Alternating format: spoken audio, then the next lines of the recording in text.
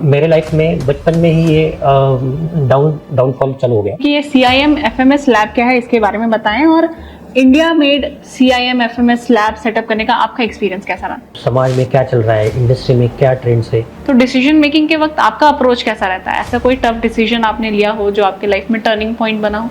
हमारे जो लोग हैं, अगर उनकी छोटी छोटी प्रॉब्लम्स रहती है, अगर ये छोटे छोटे प्रॉब्लम्स को आप अगर एड्रेस करेंगे तो उनका ट्रस्ट आपके ऊपर आता है। सर, इतनी बड़ी टीम को मैनेज करने में कभी टीम डिमोटिवेट भी होती होगी। आपका लीडरशिप मंत्र क्या है जो टीम को मोटिवेटेड रखता है, इंस्पायर रखता है? मेरे यहाँ जो 20 साल से लोग हैं वो अभी भी मेरे इधर कंपनी में ऑलरेडी है, और जो फ्यूचर ट्रेंड्स है, फ्यूचर ट्रेंड के हिसाब से या इंडस्ट्री। ये बुक आपने हेमा मालिनी, गोवा के CM के साथ लॉन्च की है, तो इस बुक के बारे में हमारे ऑडियंस को कुछ बताएं आप। 2 डायरेक्टर्स नहीं है, 1 करोड़ डेप्थ में कंपनी है, और आगे फ्यूचर पूरा ब्लैंक दिख रहा था। नमस्कार दोस्तों, आप देख रहे हैं एक ऐसा पॉडकास्ट जो सिर्फ एक कहानी नहीं बल्कि एक विजन, एक मिशन और एक लेगेसी को समझने का एक मौका है। आज हम बात करने वाले हैं एक ऐसे विजनरी लीडर से जिन्होंने इंजीनियरिंग, एजुकेशन और इनोवेशन की दुनिया में अपनी एक अलग पहचान बनाई है। हम बात कर रहे हैं कैडमेक इंजीनियरिंग प्राइवेट लिमिटेड के डायरेक्टर, एक हार्डकोर इंजीनियर से एंटरप्रेन्योर बने, और एक ऐसे इंसान जो सिर्फ अपनी कंपनी नहीं बल्कि इंजीनियरिंग एजुकेशन का फ्यूचर शेप कर रहे हैं, और साथ ही साथ अपने इनक्रेडिबल काम की वजह से अक्सर न्यूज में भी छाए रहते हैं, मिस्टर प्रकाश सुलाखे। तो दोस्तों, रेडी हो जाइए एक इंस्पायरिंग और थॉट प्रोवोकिंग कन्वर्सेशन के लिए जो सिर्फ एंटरप्रेन्योर्स और इंजीनियर्स के लिए नहीं बल्कि हर उस इंसान के लिए है जो कुछ बड़ा करने का सपना देख रहा है।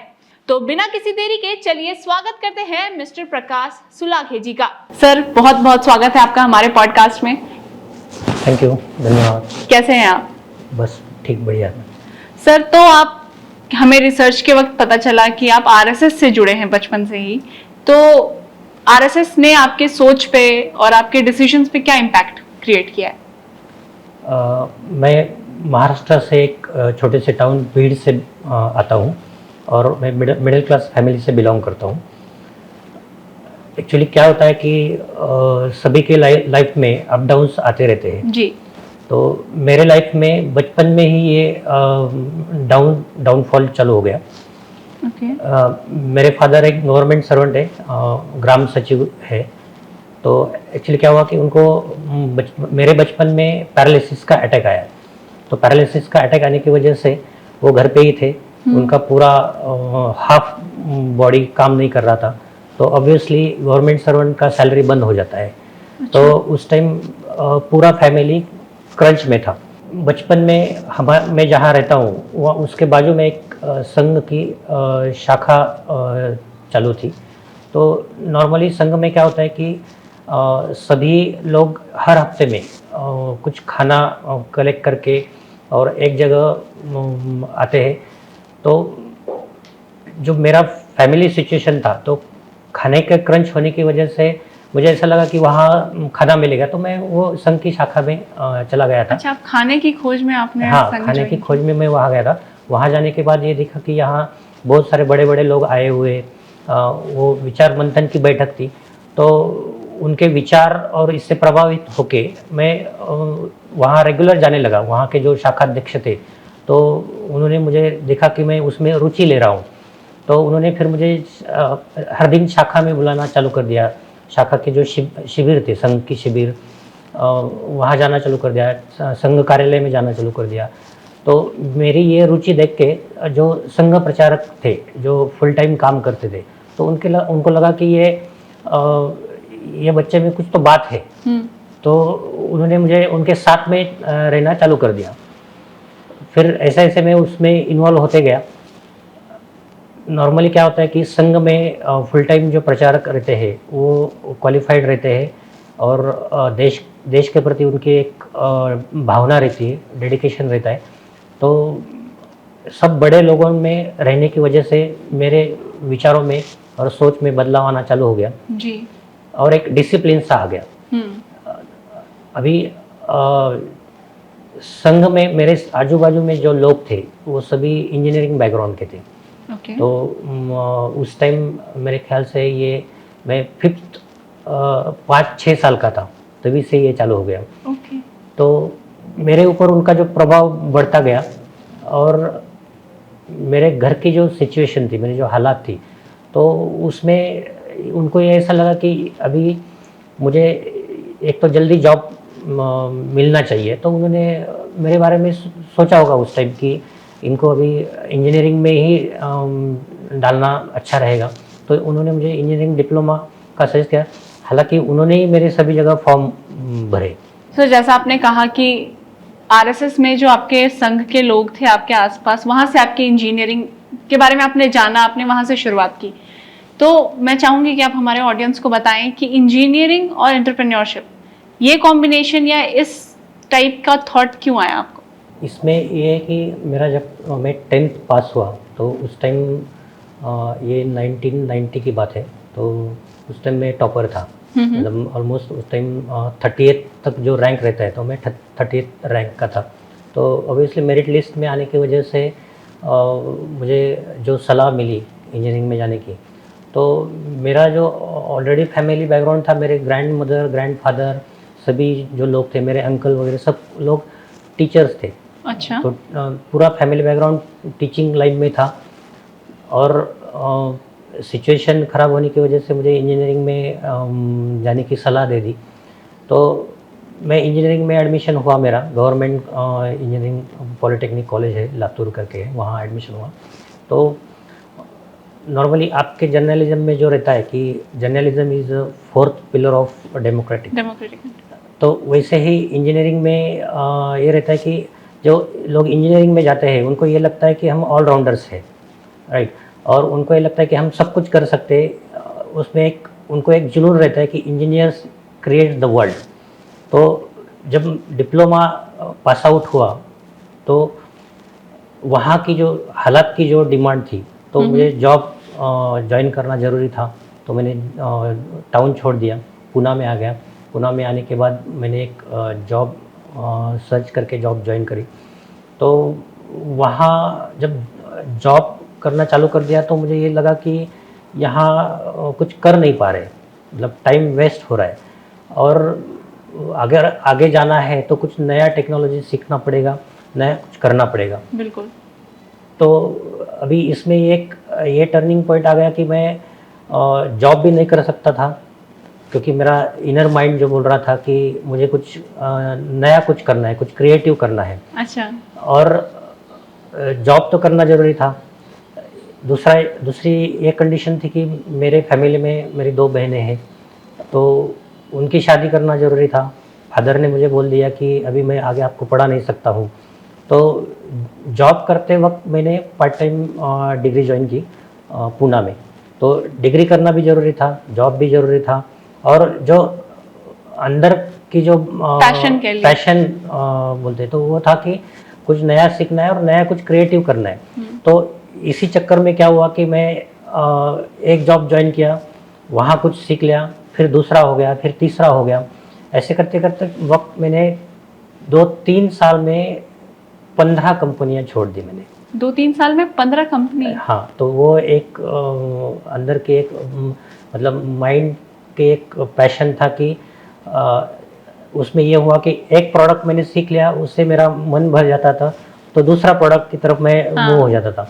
तो 8-10 प्रोडक्ट होने के बाद मुझे ये लगा कि इसमें नहीं रुक सकते और कुछ नया टेक्नोलॉजी सीखना पड़ेगा। तो मतलब एक उस टाइम बड़ी बड़ी कंपनियां थी, घर में ये लगता था कि बेटा इंजीनियर है, बड़ी एमएनसी में जॉब मिलेगा, अच्छी कमाई करेगा, तो सिचुएशन चेंज हो जाएगी। लेकिन मेरे माइंड में कुछ अलग चल रहा था कि खुद की कंपनी निकालना ही पड़ेगा, तभी कुछ चेंज हो जाएगा। तो मैंने एक इमरजेंसी लाइट करके एक प्रोडक्ट है, उस टाइम में पावर फेलियर का प्रॉब्लम ज़्यादा था। अच्छा। तो पावर फेलियर को जो सोल्यूशन है वो इमरजेंसी लाइट एक सोल्यूशन था। तभी वो प्रोडक्ट सिर्फ चाइना से आता था। तो उस टाइम मैंने वो पूरा प्रोडक्ट डेवलप करके उसको लॉन्च कर दिया। तो वहाँ सिचुएशन ऐसी थी कि एजुकेशन चालू था, मैं पूना में रहता था, तो पूरा खर्चा मुझे खुद को उठाना पड़ रहा था, और कंपनी चालू की, लेकिन उस टाइम ये कुछ मतलब कोई मेंटोर नहीं था कि इसको फंड्स लगेगा, इसका मार्केटिंग करना है, ये सब कुछ करना है। तो प्रोडक्ट चालू भी किया, सब कुछ चल रहा था, और उसी टाइम ये रियलाइज़ हुआ कि ये वर्क नहीं करेगा। तो वहाँ पे फिर मुझे जो किसी भी बिज़नेस में ये होता है कि इनकम साइड अगर साउंड रहे तो भी आगे जा सकते, डेवलपमेंट हो सकता है। तो ये ज़्यादा नहीं हो रहा था, तो तब मुझे वो कंपनी स्टॉप करना पड़ा और ये डिसीजन ले लिया कि मैंने कि अभी मार्केट में जो प्रोडक्ट अच्छा चलेगा, जिससे कैपिटल इक्विपमेंट आप बोल सकते हैं, कैपिटल इक्विपमेंट करना ज़रूरी है। तो कैपिटल इक्विपमेंट कब आएगा, तब नई टेक्नोलॉजी या एडवांस टेक्नोलॉजी अगर सीख पाएंगे। तो मैंने फिर वहाँ फिर एक दूसरा अच्छी टेक्नोलॉजी वाला, जो मेरे माइंड में प्री डिसाइडेड था कि ये टेक्नोलॉजी अच्छी है, ऑटोमेशन अच्छा है, तो मैंने वो जॉब स्विच कर लिया और कंपनी वहाँ स्टॉप कर दी। तो यहाँ तक का एक टर्निंग पॉइंट था। सेकंड टर्निंग पॉइंट ये आ गया कि फिर आगे 2-3 साल मैंने जॉब किया। उसमें उस टाइम एक CNC टेक्नोलॉजी एक मार्केट में नई मशीनरी आई थी। अच्छा। तो CNC टेक्नोलॉजी और ऑटोमेशन, तो मैं एक सिनर्जेटिक करके कंपनी थी, तो वहाँ उनका जर्मन कोलैबोरेशन था। तो जर्मन कोलैबोरेशन होने की वजह से जो नई नई टेक्नोलॉजी है, तो टेक्नोलॉजी सीख पाया और वहाँ मुझे एक कॉन्फिडेंस आया कि अभी ये टेक्नोलॉजी मार्केट में चल सकती है, मैं इंडिपेंडेंटली इसको कुछ नए प्रोडक्ट्स में कन्वर्ट करके इसको मार्केट कर सकता हूँ। तो ये कॉन्फिडेंस आने की वजह से फिर से एक बार VRAM सिस्टम चालू हो गया। तो उस टाइम मेरे साथ मेरे जो फ्रेंड थे 6 लोग साथ में आए। तो 6 लोग साथ में आने के बाद हर एक का अलग अलग गोल रहता है। तो 4 लोगों ने हमें छोड़ दिया, फिर हम 2 लोग रह गए और उसमें VRAM सिस्टम का जो चालू होना तय था, तो VRAM सिस्टम बाद में दौड़ने लगी। सर ये VRAM है क्या? मतलब मैं चाहूँगी कि मेरे ऑडियंस को नहीं पता होगा VRAM के बारे में, तो इसके बारे में कुछ बताएं। एक्चुअली VRAM सिस्टम ये मैंने 1998 में प्रोप्राइटरी फर्म चालू की थी। ओके। तो VRAM सिस्टम एक टेक्निकल वर्ड है। तो VRAM V for voltage and RAM for increasing rising. अच्छा। तो ये बेसिकली आया जो इमरजेंसी लाइट में जो टेक्नोलॉजी रहती है, तो रैम्पिंग एक इलेक्ट्रॉनिक्स में रैम्पिंग एक वर्ड है, तो उसके हिसाब से मैंने वो VRAM सिस्टम कंपनी का नाम रखा था। अच्छा, तो ये कंपनी का नाम है? हाँ, ये कंपनी का नाम है। और बाद में इसको हमने फिर एक्सपेंशन करने के लिए फिर आगे पूरा प्लान कर दिया था। तो सर सबसे पहले तो मैं चाहूँगी कि ये CIM FMS लैब क्या है, इसके बारे में बताएं, और India made CIM FMS lab setup करने का आपका एक्सपीरियंस कैसा रहा? Actually CIM is computer integrated manufacturing setup. Okay. इसका ही लॉन्ग फॉर्म है। और FMS is flexible manufacturing system. तो हमारा जो प्रोडक्ट था CNC मशीन्स और बाकी जो ऑटोमेशन प्रोडक्ट थे, जो प्योरली यूनिवर्सिटीज़ के या इंजीनियरिंग कॉलेज के या पॉलिटेक्निक के कॉलेज के जो लैब में यूज़ होता है, सिलेबस में रहता है, तो उसको हमने डेवलप करके ऑलरेडी हमारा मतलब we were on the top. उस टाइम हम नंबर 1 पे थे। तो वहाँ पे एक स्टेबिलिटी आई थी। तो वहाँ ये लग रहा था कि अभी यहाँ पे रुक नहीं सकते, तो अगर नया कुछ आगे जाना है तो नया प्रोडक्ट डेवलप करना पड़ेगा। और जो फ्यूचर ट्रेंड्स है, फ्यूचर ट्रेंड के हिसाब से या इंडस्ट्री ओरिएंटेड इक्विपमेंट अगर बनाएंगे तभी वो सिलेबस के लिए कुछ नया इनोवेशन हो जाएगा। और जो पास आउट स्टूडेंट्स है तो उनके लिए भी नई टेक्नोलॉजी वो सीख पाएंगे। तो उस टाइम क्या हुआ था कि हमने जो मेरे और 2 डायरेक्टर्स थे साथ में, मिस्टर प्रशांत वाघ वो मैकेनिकल देख रहे थे और मिस्टर प्रशांत बोगे पूरा मार्केटिंग देख रहे थे। मैं R&D और बाकी एडमिनिस्ट्रेटिव पार्ट देख रहा था। हालांकि मैं खुद इलेक्ट्रॉनिक्स इंजीनियर हूँ, तो इलेक्ट्रॉनिक्स का पूरा जो देखना था वो मुझे ही देखना था। आगे का जो टेक्नोलॉजी है तो वो पूरा मुझे ही सोचना था कि क्या आगे फ्यूचर में ट्रेंड से उसको कैसे नया R&D में लाना चाहिए। तो ये सिम प्रोडक्ट और FMS प्रोडक्ट, तो इसमें क्या होता है कि बच्चे इंडिविजुअल एक एक इक्विपमेंट सीखते हैं। लेकिन अगर आप बाहर इंडस्ट्री में देखेंगे, बड़ी बड़ी जो कंपनियां हैं, फोर्ड्स है, ग्रीव्स है, टाटा है, बड़ी बड़ी कंपनियां में पूरे प्रोडक्शन लाइन से पूरे ऑटोमेटेड है, और ऑटोमेटेड है और पूरे सेंसर बेस, सिग्नल बेस, पूरा रिपोर्टिंग एक जगह इकट्ठा होता है। तो ये टेक्नोलॉजी बच्चों के पास मतलब वहाँ सिलेबस में ही इंक्लूड नहीं है। अपना सिलेबस और इंडस्ट्री में जो ट्रेंड चल रहा है, तो इसमें जो गैप हम देख रहे थे, तो ये गैप फिल करना बहुत ज़रूरी था।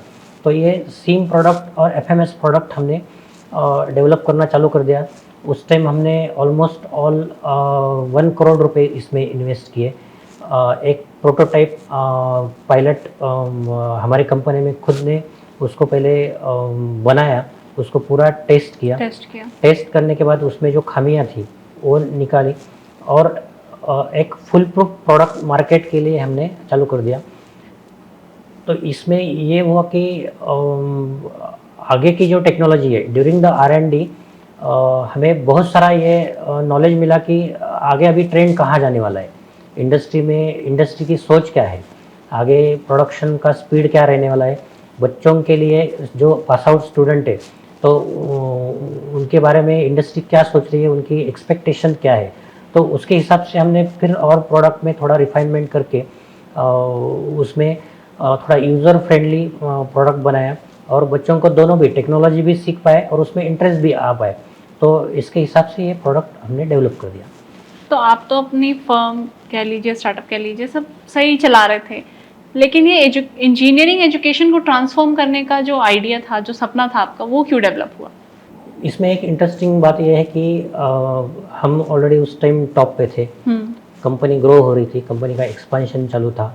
तो ऑब्वियसली कंपनी का जो मेन ये रहता है, मैन पावर एसेट रहता है। तो हमने स्टाफ बढ़ाना या मैन पावर हायर करना चालू कर दिया। तो उस टाइम हमारा जो टेक्नोलॉजी था, मतलब एडवांस होने की वजह से हम जो ग्रेजुएट स्टूडेंट थे उनको हम ज्वाइन करना चालू कर दिया। तो during the placement drive we realize that अभी जो पास आउट स्टूडेंट्स है तो वो इसका कैलिबर मैच ही नहीं कर पा रहे, जो प्रोडक्ट हम मार्केट में दे रहे और हमारी जो एक्सपेक्टेशन थी तो वो मैच नहीं हो रहा था। ये एक मेन रीज़न था। तो ये गैप भरना बहुत ज़रूरी था। तो इसलिए प्रोडक्ट हमारा जो जाएगा किसी भी कॉलेज में, तो इसमें एडेड फीचर्स और एडवांटेज होना जरूरी चाहिए, तभी वो बच्चे सीख पाएंगे। तो हमने सिलेबस में है या नहीं ये हमने देखा नहीं, लेकिन जो इंडस्ट्री ट्रेंड्स है, इंडस्ट्री ट्रेंड्स के हिसाब से ही हमने उसको एडवांस करना चालू कर दिया, और वो फीचर्स हमने हमारे प्रोडक्ट में एकोमोडेट किए। और इसमें एक है हुआ कि जो इंजीनियरिंग प्रोफेसर्स है, जो टीचर्स है या टेक्नीशियंस है, वो स्टूडेंट को इजीली सिखा पाए, ऐसे उसके सॉफ्टवेयर्स बनाए, उसके डॉक्यूमेंटेशन बनाया। अच्छा। और उनको हमने उसके हिसाब से ट्रेनिंग भी देना चालू कर दिया। पहले जॉब से लेकर टिल नाउ 29 सालों का एक्सपीरियंस है आपके पास, आपने लीडरशिप का सबसे बड़ा पॉइंट क्या सीखा है? किसी भी बिजनेस के लिए लीडरशिप ही काम आती है। लीडरशिप एक बहुत इम्पोर्टेंट चीज़ है। विदाउट लीडरशिप पूरा स्कैटर हो जाता है। हर एक पूरा बिजनेस में पूरा ऑर्गेनाइज और प्लान करना जरूरी है। और लीडर वही होता है जो सबको लेके आगे चले। तो सब लोग कंपनी में जो लोग काम करते हैं वो वर्कर्स रहते हैं, उनका इतना एजुकेशन नहीं रहता है। तो उनको अगर अच्छी तरह से समझाए, उनको अगर फ्यूचर के बारे में समझाए, उनको क्या सही है क्या सही नहीं है, आगे समाज में क्या चल रहा है, इंडस्ट्री में क्या ट्रेंड्स है, अगर ये अच्छी तरह से समझाएंगे तभी वो आपके साथ जुड़ जाएंगे। तो यही क्वालिटी बिजनेस में बहुत इम्पोर्टेंट है। और हमने ये देखा कि हमने जो भी उस टाइम काम किया तो सभी लोग हमारे साथ जुड़े। हमारे जो एम्प्लॉयज़ थे, तो एम्प्लॉयज़ का हमारे ऊपर बहुत भरोसा था कि हम तीनों जो डायरेक्टर है वो पैशनेट थे। तो उनको ये लगा कि इनके साथ जुड़ना ज़रूरी है, तभी फ्यूचर है। तो वो हमारे साथ अभी तक, मतलब ये हमारा पॉजिटिव पॉइंट है कि मेरे यहाँ जो 20 साल से लोग हैं वो अभी भी मेरे इधर कंपनी में ऑलरेडी है। तो क्या टीम स्ट्रेंथ है आपके कंपनी के में? अभी 35 टोटल स्टाफ और 35 लोग काम कर रहे हैं। कोविड के पहले स्टाफ ज़्यादा था, कोविड के बाद थोड़ा सा चेंज और आ गया है। सर इतनी बड़ी टीम को मैनेज करने में कभी टीम डिमोटिवेट भी होती होगी, आपका लीडरशिप मंत्र क्या है जो टीम को मोटिवेटेड रखता है, इंस्पायर रखता है? एक्चुअली मेरा माइंडसेट क्लियर है, मेरे माइंड में ये क्लियर है कि मैन पावर एसेट है। और हमारे जो लोग हैं, अगर उनकी छोटी छोटी प्रॉब्लम्स रहती है, अगर ये छोटे छोटे प्रॉब्लम्स को आप अगर एड्रेस करेंगे तो उनका ट्रस्ट आपके ऊपर आता है। और उनके माइंड में ये आना बहुत ज़रूरी है कि अगर सर है तो कोई भी प्रॉब्लम सॉल्व हो जाएगा। तो ये उनका ट्रस्ट मेरे ऊपर भी है और कंपनी के ऊपर भी है कि कुछ भी अगर हो जाए तो कंपनी अपने पीछे है, सर पूरा संभाल लेंगे। सर डिसीजन मेकिंग के वक्त बीइंग अ फाउंडर आपको भी बहुत कुछ हैंडल करना होता होगा, बहुत टफ डिसीजंस लेने होते होंगे। तो डिसीजन मेकिंग के वक्त आपका अप्रोच कैसा रहता है? ऐसा कोई टफ डिसीजन आपने लिया हो जो आपके लाइफ में टर्निंग पॉइंट बना हो? डिसीजन मेकिंग में एक्चुअली दो तरह के डिसीजन होते हैं, कि इंटरनल डिसीजन और एक बाहर के लोगों के लिए डिसीजन होता है। जब कंपनी के अंदर के इंटरनल डिसीजंस होते हैं तो मेरे माइंड में फर्स्ट एम्प्लॉयज़ आते हैं। एम्प्लॉयज़ के हिसाब से ही मैं डिसीजन लेता हूँ, जो एम्प्लॉयज़ के लिए जो अच्छा रहे वही डिसीजन मैं प्रेफर करता हूँ। पर्सनल इंटरेस्ट और ये लॉन्ग टर्म के लिए नहीं चलता है। अगर किसी ऑर्गेनाइजेशन को बढ़ाना है, एक्सपांड करना है, तो एम्प्लॉयज़ सेटिस्फैक्शन और एम्प्लॉयज़ रिटेंशन इम्पॉर्टेंट है। तो ये डिसीजन मेकिंग का एक इंटरनल के लिए एक मेरा प्रिंसिपल है।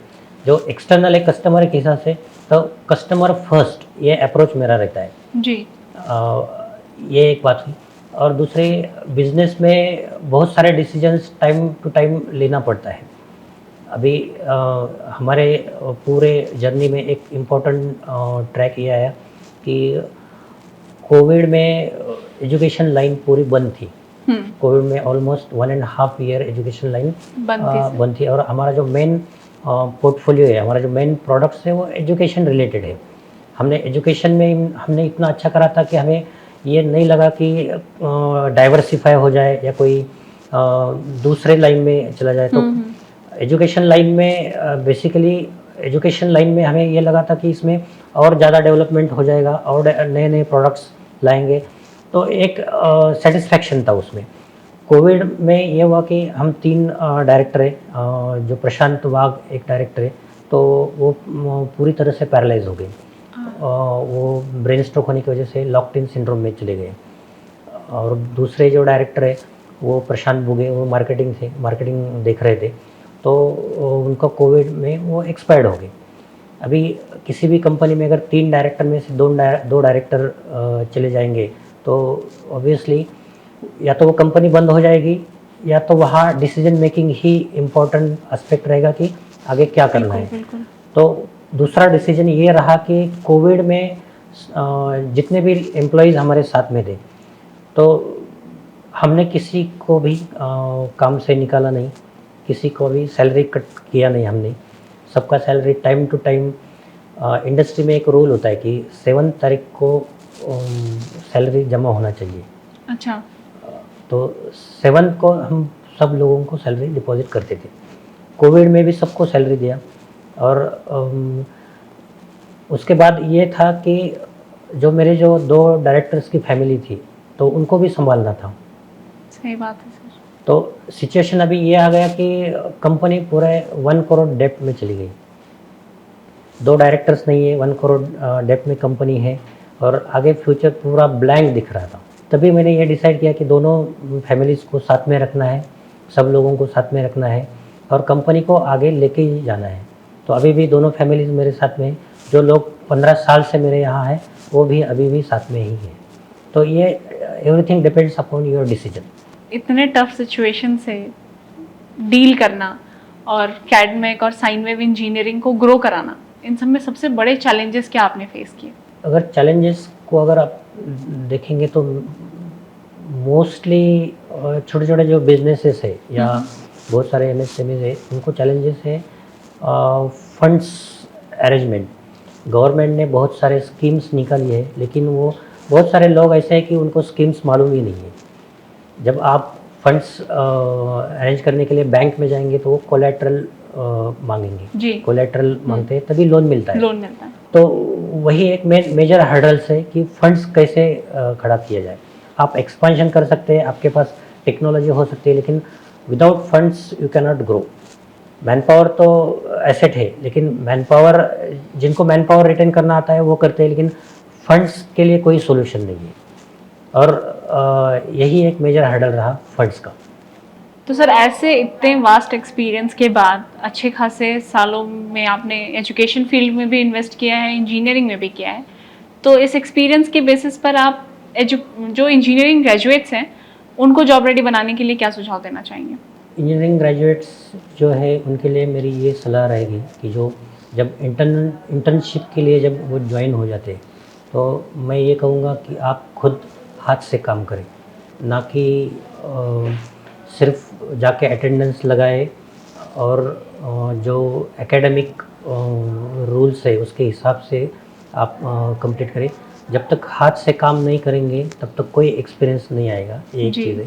दूसरा, बहुत सारे स्टूडेंट्स अभी सोशल मीडिया पे एंगेज रहते हैं, मतलब ऑलमोस्ट ऑल उनका जो फेस टाइम है वो 3 या 4 आवर्स तक का जाता है फेस टाइम सोशल मीडिया पे। तो वही अगर कंटिन्यू किया, लेकिन उसमें से अगर आधा टाइम भी टेक्निकल कंटेंट में, या जो भी उनका सिलेबस है या जो भी उनका जिस भी फील्ड में है, तो उसका कंटेंट अगर सर्च करेंगे उसमें क्या नया टेक्नोलॉजी आ रहा है उसमें अगर देंगे तो वो भी यूज़फुल रहेगा। और तीसरी बहुत इम्पोर्टेंट जो है कि अभी जो इंडस्ट्री ट्रेंड चल रहा है, अभी आगे इंडस्ट्रियलाइजेशन बहुत सारा होने वाला है, और जो अभी जो नई पॉलिसीज़ फॉर्मुलेट हो रही है या पॉलिसी चल रही है, तो इंडस्ट्री का मतलब 100% सभी जगह इंडस्ट्रियलाइजेशन ये होगा ही। तो उसके हिसाब से जो स्किल्स है, वो स्किल्स के कुछ ऑनलाइन कोर्सेज है, तो वो ऑनलाइन कोर्सेज भी करेंगे तभी उनका नॉलेज लेवल बढ़ जाएगा और वो जॉब रेडी हो जाएंगे। तो सर आई एम श्योर हमारे दर्शक बहुत देर से इस बुक के बारे में क्यूरियस होंगे। जैसा कि हम अपने दर्शकों को बता दें कि ये बुक आपने हेमा मालिनी, गोवा के सीएम के साथ लॉन्च की है, तो इस बुक के बारे में हमारे ऑडियंस को कुछ बताएं आप। एक्चुअली मेरा जो अभी तक का एक्सपीरियंस रहा है, 29 ईयर्स का जो एक्सपीरियंस रहा है, तो उसमें जो भी प्रैक्टिकल एजुकेशन और जो लर्निंग एजुकेशन, जो क्लासरूम लर्निंग है, तो उसमें से जो गैप्स है, तो वो गैप्स टाइम टू टाइम मुझे जो सरफेस पे आए वो नोट डाउन मैंने किए थे कि ये इसके ऊपर काम करना ज़रूरी है। अच्छा। इसके ऊपर या तो प्रोडक्ट में आप डेवलपमेंट करो, या तो उसके लिए कुछ वो कन्वे का कैसे करेंगे। तो इसके लिए मैंने एक ये बुक लिया है। बुक ये जो है, ये बुक है smart labs for smarter engineers, the lab blueprint for success. तो ये बुक स्पेशली जो एकेडमिक इंस्टीट्यूट्स है, इंजीनियरिंग इंस्टीट्यूट्स है, यूनिवर्सिटीज़ है, एजुकेटर्स है, तो उनके लिए है। जो फ्यूचर ट्रेंड के हिसाब से जो ट्रेडिशनल लैब्स है, ट्रेडिशनल लैब्स को ट्रांसफॉर्म करना भी ज़रूरी है, क्योंकि अभी जो नया टेक्नोलॉजी आ रहा है, AR है, ऑगमेंटेड रियलिटी है, वर्चुअल रियलिटी है, XR आएगा, बाद में इंडस्ट्री 4.0 अभी जो चल रहा है वो इंडस्ट्री 5.0 को जाने वाला है। तो ये सब ट्रेडिशनल लैब को नए लैब में कैसे ट्रांसफॉर्म करें, इसका एक ब्लूप्रिंट ये बुक में दिया हुआ है। इसमें अभी इंडस्ट्री के जो लोग हैं उनके इंसाइट दिए हुए, एजुकेटर्स के इंसाइट दिए हुए, इसमें सैम्पल लैब डिज़ाइन दिया हुआ है, उसका मटेरियल लिस्ट दिया हुआ है, और लैब लेआउट्स अगर किसी को नया लैब डेवलप करना है तो ये उनके लिए as a blueprint, as a asset साबित हो सकता है ये। तो सर ये बुक जो आपने लिखा, जैसा कि आपने बताया भी इसके बारे में, मुझे बहुत कॉन्फिडेंस है कि हमारे इंजीनियर्स के लिए ये सच में एक एसेट ही साबित होगी। वैसे ये फ्लिपकार्ट और अमेजोन पे भी अवेलेबल है? हाँ, ये बुक अमेज़ॉन और फ्लिपकार्ट पे भी अवेलेबल है, आप ऑनलाइन इसको परचेस कर सकते हैं। इसमें 2 टाइप के वर्जन्स है, एक कलर वर्जन है और एक ब्लैक एंड वर्जन है, तो कौन सा भी वर्जन आप यूज़ कर सकते हैं। तो आई विश कि हमारे इंजीनियर्स जो भी टेक से रिलेटेड इंटरेस्ट रखते हैं वो इस बुक को एक बार ज़रूर पढ़ें। लेकिन हमारे जो इंजीनियर्स सुन रहे हैं इस वक्त आपको, उनके लिए आपका फाइनल मैसेज क्या होगा ग्रोथ और करियर से रिलेटेड? सभी इंजीनियर्स के लिए फाइनल मैसेज यही होगा कि हार्ड वर्क करिए और भरोसा रखिए, हर रात के बाद सुबह आती है। Hard work is most important. Learning continuous होना चाहिए, कंटिन्यूस लर्निंग के ही आपका करियर बन जाएगा। So thank you so much sir, आपने अपना वैल्यूएबल टाइम हमें दिया और हम उम्मीद करते हैं कि जिन लोगों ने भी ये पॉडकास्ट सुना देखा उन सब ने भी कुछ ना कुछ सीख जरूर ली होगी आपके इस पॉडकास्ट से। तो फिलहाल के लिए बस इतना ही, मिलते हैं अगले एपिसोड में किसी नए मेहमान के साथ।